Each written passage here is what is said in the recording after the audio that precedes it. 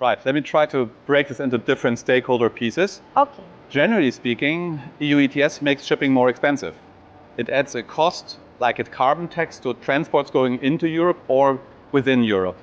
So in the end, for those operating vessels transporting goods, the price of transporting goods will go up, and they will have to put this cost onto the transport cost, basically, to make it worth them. The bigger challenge actually sits with the owners of the vessels or the DOC holders who are responsible to submitting the carbon credits to the EU. They not only have to pay the EU, but they have to make sure that they get the respective carbon credits or the compensation for that from the charterers and the operators of the vessels. And that's where the real complexity sits, because we know we have different charter parties, different shipments that regulate all these interactions. And so it's really important that the owners and the managers of the vessels stay in control of these processes.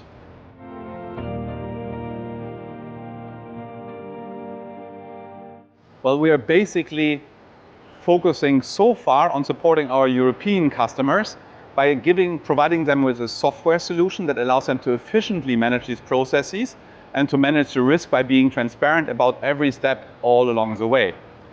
Now, that's much easier if you're on the ground, and shipping is still a people business, person to person, and that's why we are opening an office in Singapore now to better support the local markets here, but with the same software that we have built for the global markets.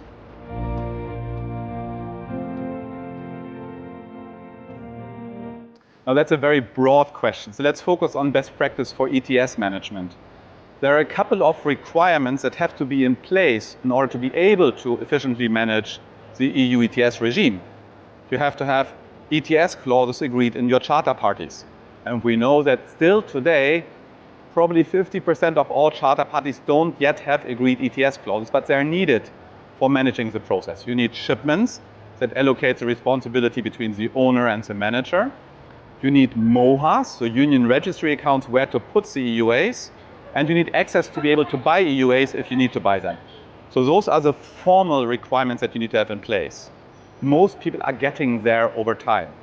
What I feel what's missing the most is defined responsibilities and processes within the shipping companies.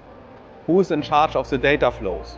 Who's in charge of monitoring the charter parties, monitoring the EUA invoices going to the charterers?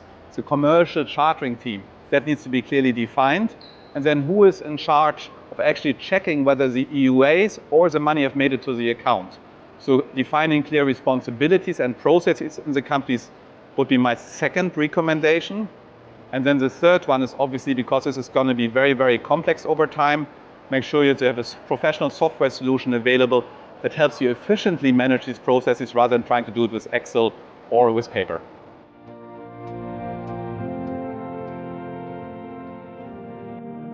FuelEU is significantly more complex than EU ETS. It affects the same vessel, it affects the same trades, but the computations behind it, how to apply for the rules, that is a huge difference. The second difference is that in EU ETS, you are paying per ton CO2 emitted, more or less. That's the rule, and that's a flat fee.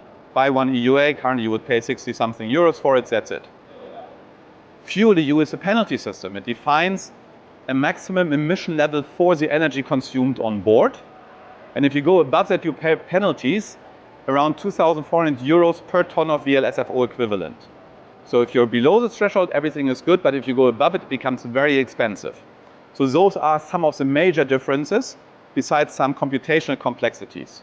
How would you recommend shipping companies to prepare for it? I would say very similar, to be honest, to the EU ETS regime. Make sure you have the data in place. Make sure that you have the agreements with the charterers and the owners in place, which will come later because BIMCO is still working on the clauses. And then really, really make sure you have a software solution in place to help you. EU ETS, you may sometimes be able to do it by yourself. FuelEU, given the complexity of the regulation, I don't see that this is working.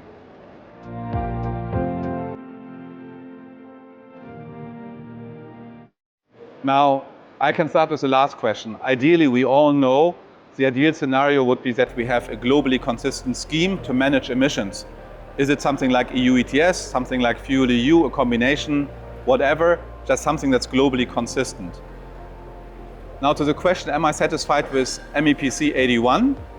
I am not, but I'm not surprised either. It follows the MEPC history of big commitments, but very, very hard and difficult implementation paths.